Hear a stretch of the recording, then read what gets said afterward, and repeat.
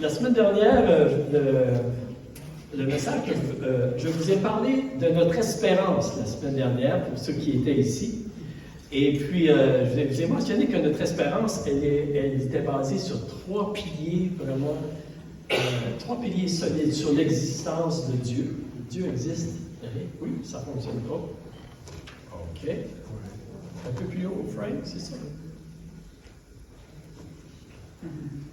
Un, deux, check. C'est-tu?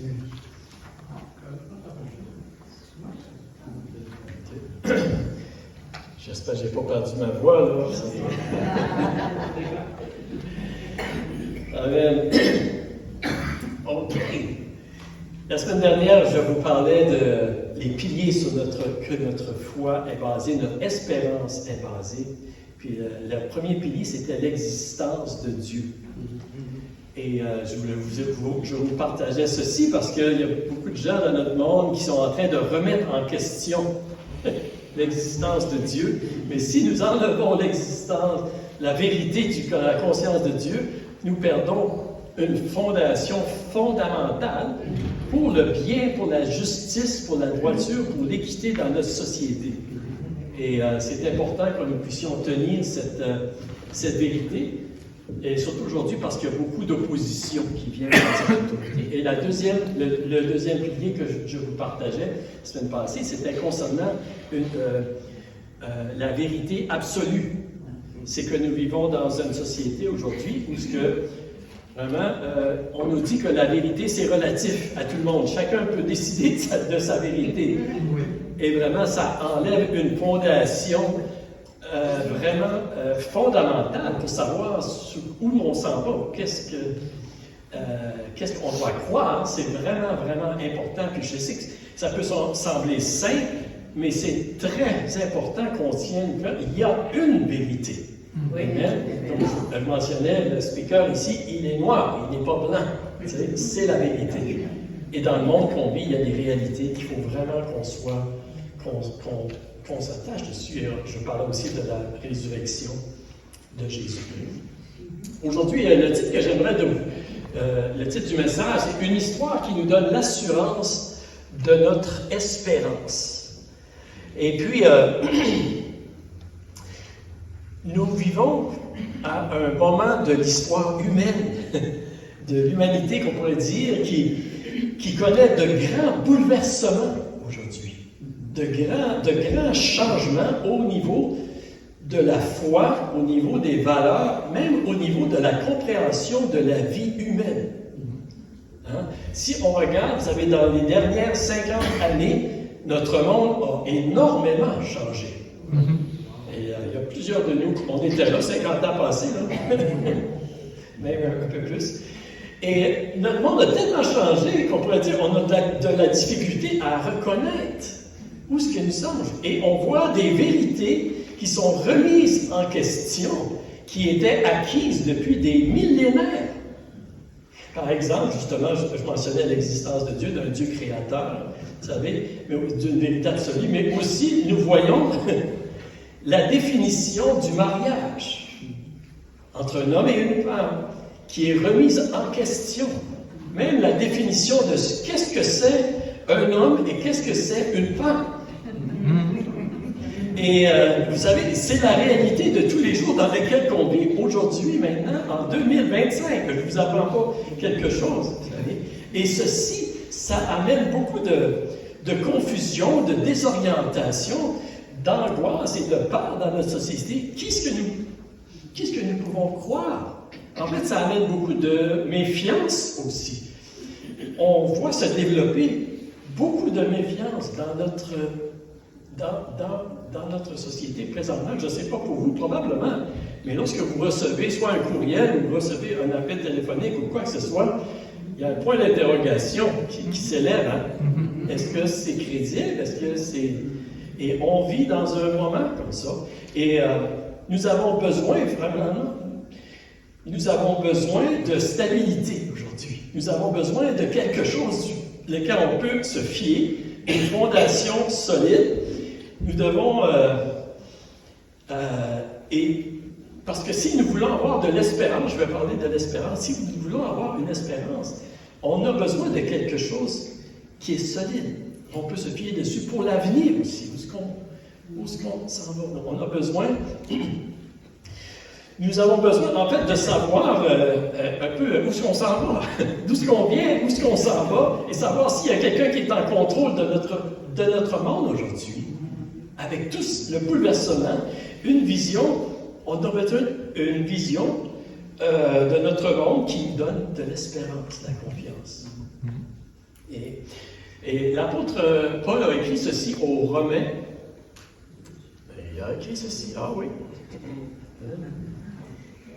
Il a écrit dans Romains 15, 13, il dit que le Dieu de l'espérance vous remplisse de toute joie et de toute paix dans la foi, pour que vous abondiez en espérance par la puissance du Saint-Esprit. Et la Bible appelle Dieu le Dieu de l'espérance. Et Dieu veut qu'on soit rempli d'espérance. Amen. Que nous vivons notre vie, vous savez, avec de l'espérance. L'apôtre Paul, lorsqu'il écrit à Timothée, dit Jésus-Christ, notre espérance. Lorsqu'il écrit à Tite aussi, il dit notre bienheureuse espérance. Et oui, il y a quelqu'un aujourd'hui qui veut nous donner de l'espoir, qui veut nous donner de l'espérance, et c'est Jésus-Christ, et c'est le seul qui peut le faire. Et il nous le donne avec une fondation solide. Et Dieu nous appelle aujourd'hui à s'attacher fermement à notre espérance, et à la partager aussi, et à la défendre aussi dans le monde où ce qu'on est. Dans le livre aux Hébreux, c'est écrit « Retenons fermement l'espérance que nous proclamons, car celui qui a fait la promesse est fidèle. » Et l'apôtre Pierre, il dit « Soyez toujours prêts à défendre l'espérance qui est en vous, devant tous ceux qui vous en demandent raison, mais faites-le avec douceur et respect, en gardant une bonne conscience. » Et ce matin, je veux regarder à une histoire, la grande histoire qu'on pourrait l'appeler, vous savez. La grande histoire, en fait, de Dieu, du plan de Dieu, qui nous donne de l'assurance dans notre espérance aujourd'hui, que nous pouvons avoir une espérance qui est solide pour l'avenir, lorsque nous regardons à l'histoire qui nous est racontée à travers la parole de Dieu. J'espère que je ne vous perdrai pas là mais c'est vraiment ça que je voudrais voir aujourd'hui avec vous. On va prier ensemble. Seigneur, je prie que par ton esprit, Seigneur, tu puisses parler à nos cœurs, Seigneur, et nous aider à réaliser aujourd'hui, Seigneur, encore davantage que Seigneur, que tu es en contrôle de la situation de notre monde, que tu es le Seigneur des Seigneurs, le Roi des Rois, Seigneur. Et que nos vies, Seigneur, sont entre tes mains, Seigneur. Et que notre assurance en toi, lorsqu'on met notre confiance en toi, elle est assurée, elle est garantie. C'est ma prière, Seigneur. Que nous puissions le saisir encore davantage pour avoir la paix, Seigneur, et pour apporter cette espérance dans notre monde. Je prie que tu m'aides à partager ce message comme tu voudrais, Seigneur, et je prie également, Seigneur, que mes frères et mes sœurs ici n'entendent pas juste ma voix, mais surtout ta voix, Seigneur. C'est ma prière, Dieu, dans le nom de Jésus. Amen. Amen. Avant de parler de l'histoire, si vous posez la question, qu'est-ce qui vient à votre idée lorsque vous entendez le mot espérance, que vous entendez parler d'espérance et de votre espérance en Jésus? Alors, qu'est-ce qui vient à votre esprit? Est-ce que c'est une espérance du genre comme j'espère que ça va arriver? Ou j'espère que ça va s'arrêter. Est-ce que c'est une espérance comme j'espère que les Canadiens de Montréal vont gagner la Coupe Stanley? Hey, Frank, es-tu un fan des Canadiens, toi? Oui. J'en connais qui ne sont pas. Ça, c'est pas solide, hein? C'est pas trop une espérance trop solide. Hein? Mais on pense souvent, vous avez de l'espérance comme d'une chose que nous souhaitons qui arrive dans le futur. C'est vrai, mais le grand besoin d'espérance, en fait, ce que nous avons dans notre cœur, va plus loin que de simplement souhaiter quelque chose. Ça va plus. L'assurance, comme diraient les Montréalais. Nous avons besoin de savoir. En fait, vous savez, nous avons l'assurance que nous avons besoin, c'est un besoin de savoir que les choses iront bien. que la bataille est déjà gagnée, que la bataille est déjà gagnée. C'est ce genre d'assurance-là qu'on a besoin dans notre cœur. Pour être heureux, vraiment, pour être heureux. Pour être heureux, nous avons aussi besoin de savoir, vous savez, que notre vie compte pour quelque chose, que qu'est-ce que nous faisons a un but. Nous avons aussi besoin de savoir qu'il y a quelqu'un qui est avec nous pour nous aider, qui est là. Et c'est la raison pourquoi Dieu nous a laissé la Bible aussi, la parole de Dieu, vous savez, pour nous donner ce genre d'assurance-là, ce genre de confiance-là, et surtout lorsque les choses ne vont pas tellement bien. On en a vraiment, vraiment besoin, vous savez. Et, vous savez, la bonne nouvelle, c'est que pour l'enfant de Dieu, ce que la Bible nous parle, vous savez, c'est une espérance, pas seulement que nous pouvons souhaiter, mais c'est une espérance vraiment qui est basée sur quelque chose de solide, sur quelque chose d'accompli. En fait, c'est basé sur une histoire qui est déjà accomplie, prouvée dans une personne qui ne change jamais et qui a gagné la bataille. Notre espérance, elle est fondée sur ça. C'est l'espérance, selon la Bible, que nous avons pour le moment et pour le futur, est basée sur l'histoire que nous retrouvons dans la Bible, sur ce que Jésus a déjà accompli. Et même, il nous dit ce qui va arriver dans le futur. Il nous dit déjà la fin de l'histoire. Amen. Juste pour... c'est ça. Et donc, c'est quoi? Pour saisir, c'est ça que je désire ce matin parler, saisir la fermeté, la grandeur, l'assurance de notre espérance, il faut réaliser, en fait, certaines choses. La première, c'est celle-ci. C'est que nous faisons partie d'une grande histoire. Nous faisons partie d'une grande histoire. Et en fait, ça nous dit dans Genèse, ça commence, Genèse, chapitre 1, ça dit, au commencement, Dieu créa le ciel et la terre. Et un peu plus loin, ça dit, puis Dieu dit, faisons l'homme à notre image, selon notre ressemblance, et qu'il domine sur les poissons de la mer, sur les oiseaux du ciel, sur le bétail, sur toute la terre, et sur tous les reptiles qui rampent sur la terre. Dieu créa l'homme à son image, il le créa à l'image de Dieu, il créa l'homme et la femme. Dieu les bénit, et Dieu leur dit, soyez féconds, multipliez, remplissez la terre et la sujettissez.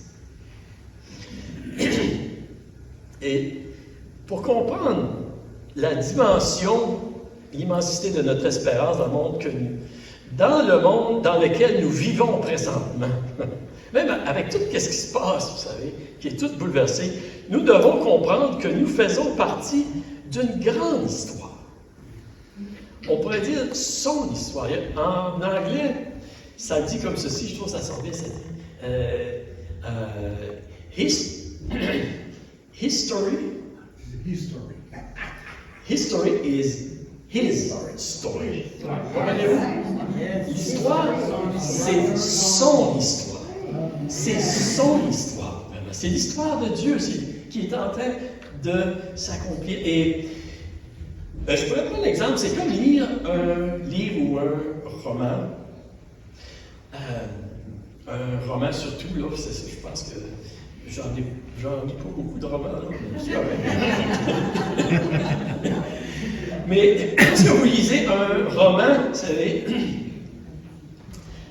pour comprendre le chapitre que tu es en train de lire, là, si c'est le chapitre 10 ou le chapitre 11 ou le chapitre 12, bien vraiment, tu dois regarder à l'histoire. Tu dis, hein, tu dois lire l'introduction, tu dois savoir où est-ce qu'il se situe ce chapitre-là. Vous savez.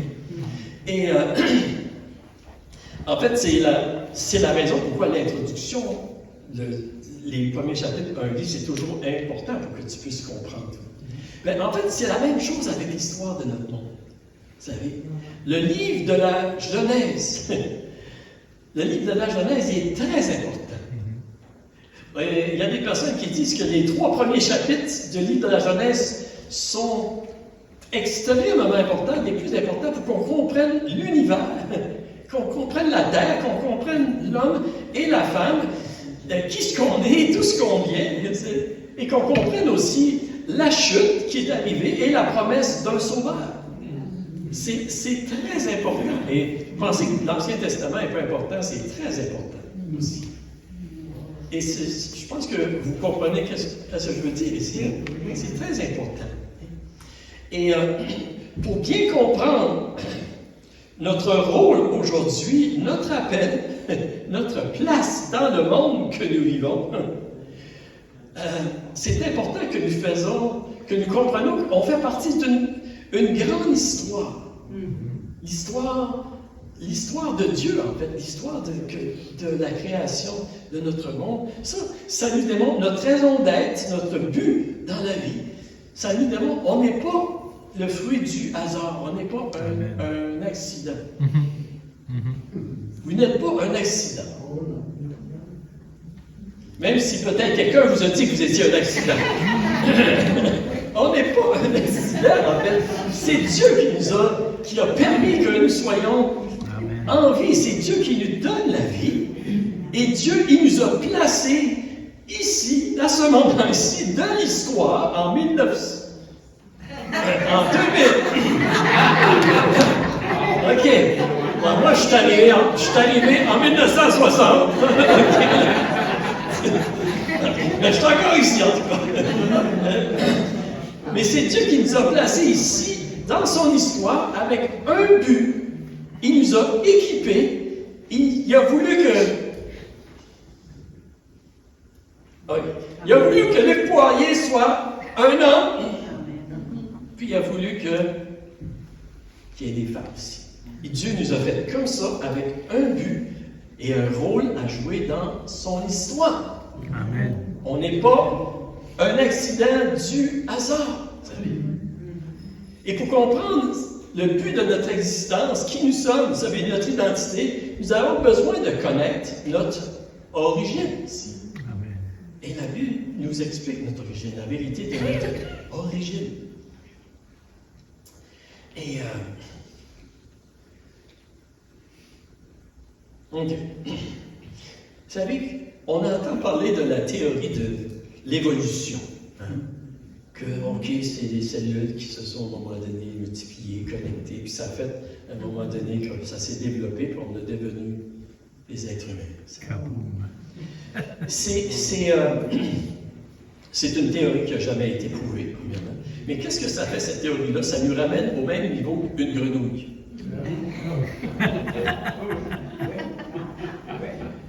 Que les animaux, en fait. Mais nous avons été créés beaucoup plus que pour les animaux. Nous avons été créés à l'image de Dieu. Amen. Et Dieu nous a confié une tâche ici. Nous avons un rôle. Et ça, c'est très important, les amis. C'est très important pour notre valeur humaine aussi.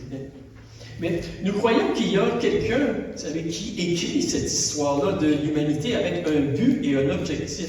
Il y a une histoire qui se déroule et nous avons le privilège de faire partie de cette histoire. Amen. Et juste, je veux faire une parenthèse ici, là. Lorsque nous regardons l'histoire du peuple d'Israël sur la planète Terre, wow! On ne peut pas s'empêcher de... C'est difficile. Comment je peux dire? Comment ne pas croire que le Dieu d'Israël n'est pas en contrôle de l'histoire de notre monde? Lorsque nous lisons les Écritures et que nous voyons l'accomplissement des prophéties s'accomplir sous nos yeux avec le peuple d'Israël. Amen.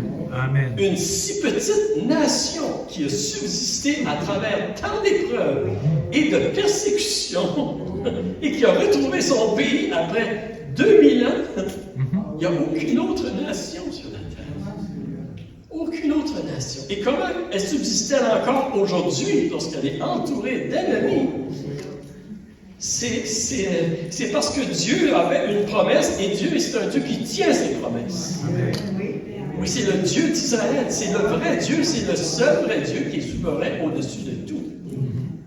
Et Dieu n'aime pas seulement le peuple d'Israël, mais Dieu veut se servir et il se sert du peuple d'Israël pour sauver les nations. Et c'est pour ça que Dieu agit à travers le peuple d'Israël. C'est pas seulement pour le peuple d'Israël, mais c'est pour nous aussi. C'est pour sauver le monde, pour qu'on puisse voir la gloire de Dieu à travers le peuple d'Israël. Et nous allons le voir, et nous le voyons. Donc l'histoire, oui, c'est certainement l'histoire du peuple d'Israël, ça nous démontre comment est-ce que Dieu est fidèle et qu'il est en contrôle de l'histoire, et même l'histoire de l'Église de Jésus-Christ. L'Église de Jésus-Christ a connu beaucoup de persécutions depuis 2000 ans. Et pourtant, elle continue de grandir plus que jamais. Savez-vous, j'ai entendu quelque chose, je pense que c'est cette semaine, ou la semaine passée, qui m'a vraiment béni, en tout cas. Mais ça disait que, à ce moment ici, sur la planète Terre, le nombre de croyants en Jésus-Christ grandit plus vite que la population grandit. Le pourcentage.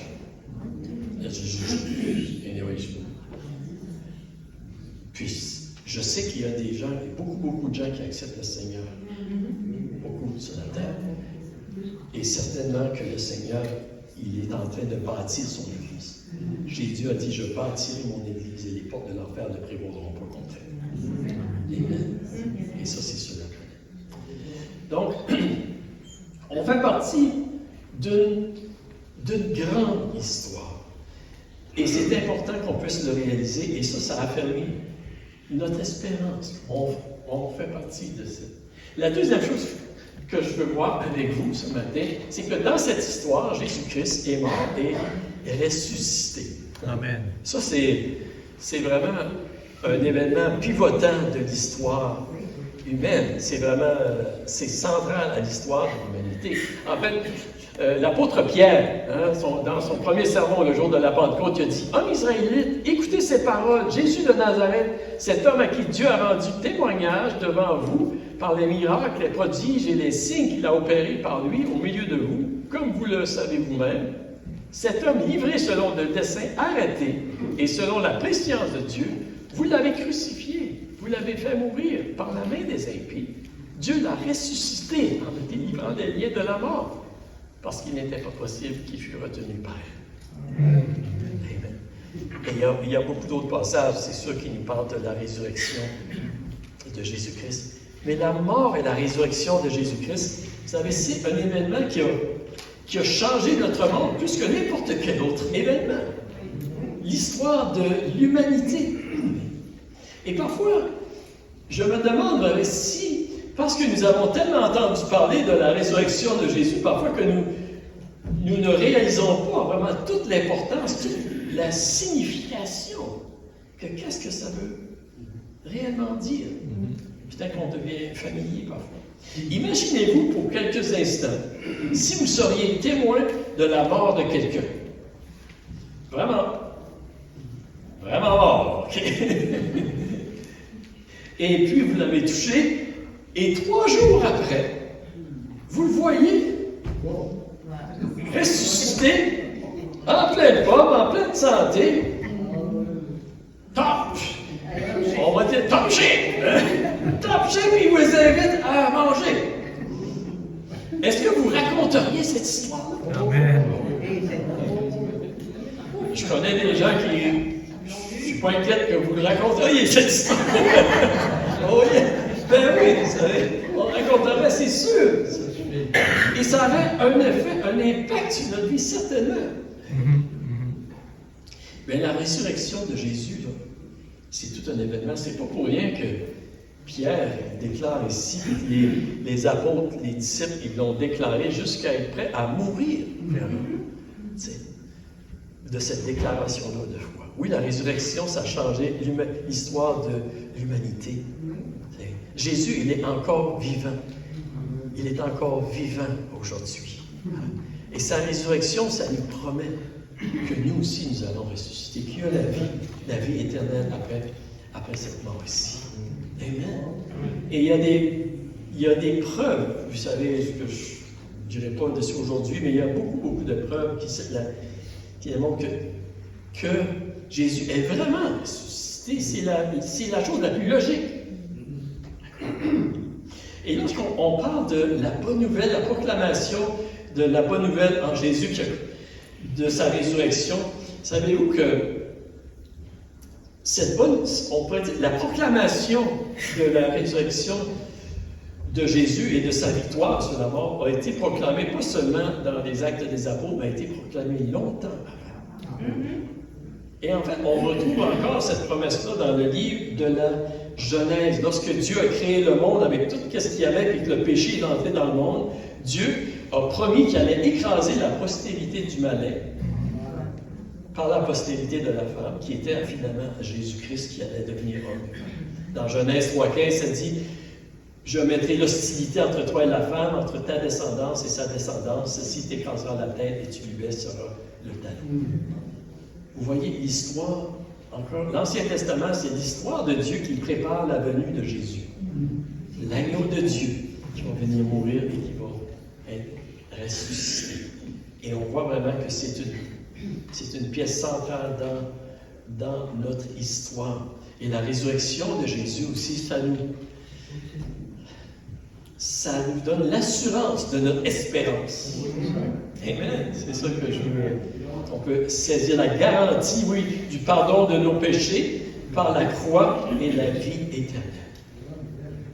Et il y a une troisième chose dans cette histoire que je veux voir avec vous. On va tout mettre ça ensemble tout à l'heure. La troisième chose, c'est que dans cette histoire, Jésus-Christ, nous voyons que Jésus-Christ est Seigneur de tout. Amen. Qui est souverain au-dessus de tout. Il est en contrôle. Même si parfois on se demande s'il est vraiment en contrôle. Il est toujours en contrôle. Et ça dans Philippiens 2, il y a plusieurs passages, mais dans Philippiens 2, ça nous dit ceci. Ça dit, c'est aussi pourquoi Dieu l'a élevé à la plus haute place et lui a donné le nom qui est au-dessus de tout nom, afin qu'au nom de Jésus, chacun plie le genou dans le ciel, sur la terre et sous la terre, et que toute langue reconnaisse que Jésus-Christ est le Seigneur, à la gloire de Dieu le Père. Amen. Amen. Vous savez, la Bible nous dit que oui, que Jésus s'est humilié jusqu'à la mort sur la croix et qu'il est ressuscité et que le Père lui a donné le nom au-dessus de tout nom, qu'il a autorité, il a reçu l'autorité dans le ciel et sur la terre. Et le point que je veux qu'on puisse saisir ici, c'est ceci. T'sais, souvent, nous parlons de faire de Jésus le Seigneur de notre vie. Qu'il soit le Seigneur de notre vie, le maître de notre vie, qu'on lui donne tout, c'est lui qui est en charge, c'est lui qui est... T'sais. Et c'est bon de faire Jésus le Seigneur de notre vie. Et c'est très important, c'est de complètement lui donner notre vie, puis qu'il soit le maître de notre vie. Mais en même temps, il ne faut pas oublier qu'il est le Seigneur du monde entier. Et c'est ça que la Bible nous révèle que Jésus n'est pas seulement le Seigneur de ma vie, mais il est aussi le Seigneur de toute la création. Amen. Et ceci, ça élargit, je dirais, notre compréhension de notre espérance. Est-ce que vous êtes avec moi? Vous savez, les premiers chrétiens là, ont probablement lutté avec cette déclaration à certains moments donnés. Après la mort et la résurrection de Jésus, ils ont dû affronter une persécution très intense. Ils étaient persécutés. En fait, les apôtres ont presque tous été tués, persécutés. Puis il y a beaucoup de chrétiens qu'on voit qui étaient persécutés. Lorsque l'apôtre Pierre a écrit son épître, vous savez, il y avait une grande persécution. Puis je ne sais pas pour vous, mais peut-être il se demandait, là, Jésus, es-tu vraiment Seigneur? Avec tout, qu'est-ce qui se passait? Si je vous pose la question, Jésus, étais-tu vraiment Seigneur? Amen. Oui. Certainement. Vous savez, lorsque les apôtres ont écrit au sujet de Jésus comme Seigneur, qui disait qu'il était Seigneur, c'était plus que de faire de Jésus simplement le Seigneur de notre vie comme une dévotion personnelle. C'est ça que je veux dire. Ça voulait dire que Jésus avait la pleine autorité sur le monde entier. Et même si Rome puis les autorités se réclamaient que c'était eux autres qui avaient l'autorité puis qui régnaient sur les chrétiens puis tout ça, non. C'était Jésus qui était au-dessus de tout. Amen. Et pour garder pour garder leur espérance, là, les premiers chrétiens, là, ils devaient accepter la vérité que Jésus était Seigneur de toute la terre, même dans les circonstances difficiles qu'ils vivaient.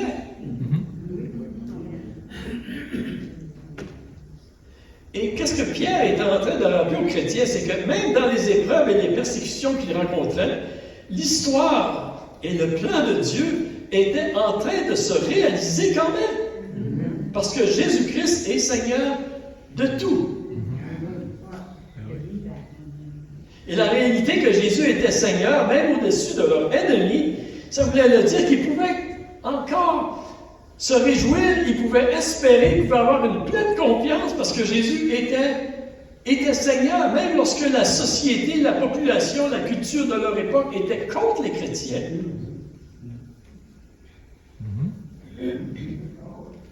Amen. Amen. Et c'est pas ça qu'on est en train de vivre aujourd'hui? Oui. En 2025, nous voyons de plus en plus aussi des choses qui se passent. Vous savez, des valeurs qui sont changées, qui contredisent la parole de Dieu. On dit ce qui est bien mal et mal bien. Nous vivons à une époque où il y a beaucoup de changements. Bon, est-ce que Jésus est encore Seigneur? Amen. Amen. Ou est-ce que c'est le monde qui est en train de gagner? Non, c'est ça que nous sommes en train de vivre de plus en plus. Et honnêtement, je crois que pas sûr que ça va aller de mieux en mieux. Mais ça ne change pas la vérité que Jésus est Seigneur. Vous avez probablement entendu des choses concernant au Québec, il y a des choses qui sont en train de se passer. Le gouvernement est en train de discuter certaines lois pour taxer les églises, pour enlever le droit de donner des reçus d'impôts, puis possiblement d'acheter des bâtiments s'ils font faillite. Tu sais? Bon. Et on a vu l'assassinat de Charlie Kirk quelques semaines passées, vous savez. OK. Est-ce que le Seigneur est-il encore Seigneur? Amen. Oui, il est encore Seigneur, même dans ces choses-là. Et il ne faut pas perdre de vue que Jésus est Seigneur. La Bible dit, toute autorité lui a été donnée dans le ciel et sur la terre. Et ça ne change pas. Même si parfois on se demande qu'est-ce qui se passe. Vous savez, dans tous les âges, il y a eu des personnes qui ont voulu, on pourrait dire, prendre le contrôle et assumer l'autorité qui appartient seulement à Jésus-Christ. Il y a des pays qui ont persécuté beaucoup les chrétiens, comme la Chine. Comme la Chine. Et pendant plusieurs années, vous savez, l'endroit où l'Église grandissait le plus, c'était où? C'était en Chine. Je me souviens quand j'ai pris un cours à Vancouver avec Laura, au collège biblique, c'était l'université Regent. Puis il y avait plusieurs Chinois qui étaient là. Puis je peux vous dire une chose. Ils étaient pas mal bien ancrés dans leur foi. Amen. Et même l'Iran. J'entendais parler, l'Iran, c'est un des endroits où l'Église grandit le plus. On ne peut pas toujours comprendre. Mais une chose, vous savez, c'est que Jésus est toujours Seigneur et on peut mettre telle confiance en lui. C'est ça, ça donne de l'assurance à notre espérance. Amen. Amen. Et une dernière chose que je veux voir avec vous dans cette histoire-là, c'est que la fin de l'histoire est déjà écrite. La fin de l'histoire, écoutez, dans l'Apocalypse, ça dit ceci. Puis je vis un nouveau ciel et une nouvelle terre, car le premier ciel et la première terre avaient disparu et la mer n'était plus. Et je vis descendre du ciel auprès de Dieu la ville sainte, la nouvelle Jérusalem, préparée comme une épouse qui s'est parée pour son époux. Et j'entendis du trône une forte voix qui disait, voici le tabernacle de Dieu avec les hommes. Il habitera avec eux, et ils seront son peuple, et Dieu lui-même sera avec eux. Il essuiera toute larme de leurs yeux, et la mort ne sera plus. Il n'y aura plus ni deuil, ni cri, ni douleur, car les premières choses ont disparu.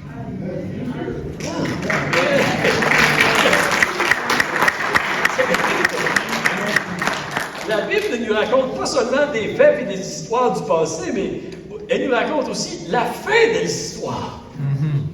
La fin de l'histoire. Et en fait, la résurrection de Jésus, on pourrait dire, c'est une preuve, c'est des premiers fruits de qu'est-ce qui s'en vient, de le renouvellement de toutes choses.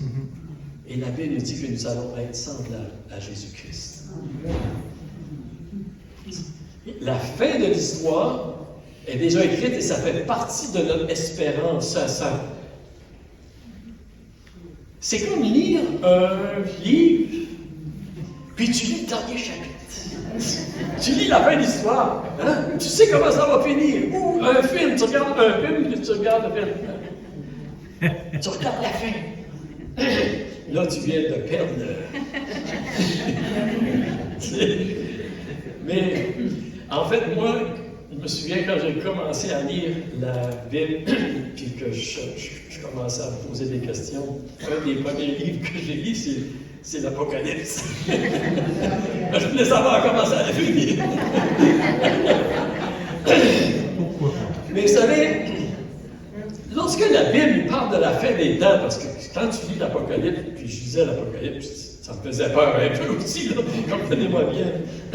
Mais le but des livres comme l'Apocalypse ou les prophètes, vous savez, en fait, c'est pas pour nous faire peur, puis pour nous rendre anxieux et confus, mais c'est plutôt pour nous donner de l'espoir que Jésus est en contrôle de la situation.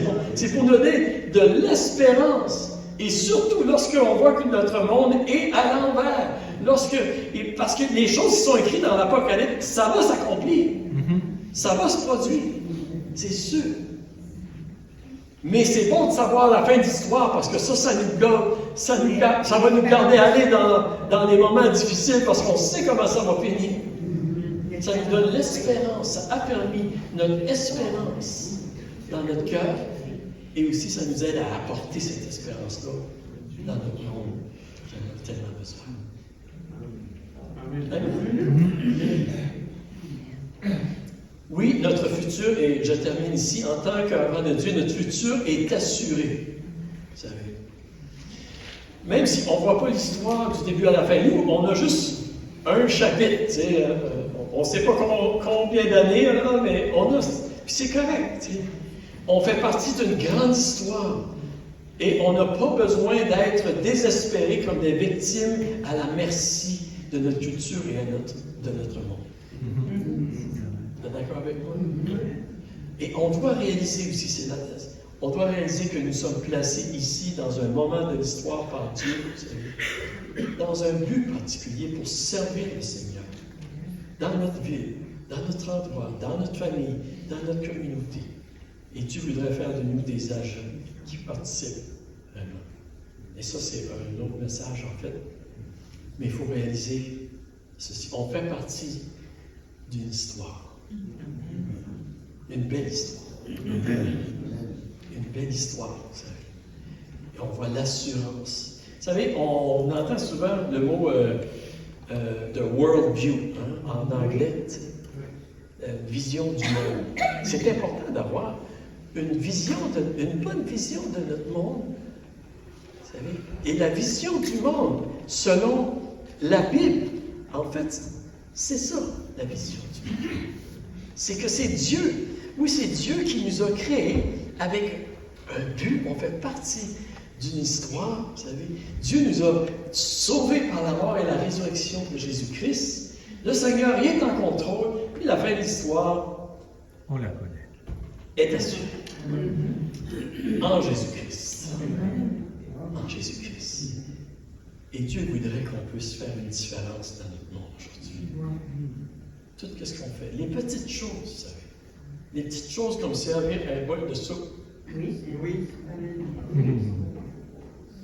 On n'a pas besoin de penser de... Mais vous savez, puis j'ai eu des belles conversations le mois passé en mangeant de la bonne soupe. Ici, tu sais, puis que ce soit là où Dieu vous appelle, dans votre famille, que ça peut être dans un foyer. Ron, c'est un missionnaire dans le foyer. Bon. Chacun de nous, on a une place. On a une place importante. Dieu nous a placés là pour un but. Dieu veut nous utiliser. nous avons une fonction, puis on a l'espoir. Puis ma prière ce matin, c'est que votre espérance dans le Seigneur soit affermie.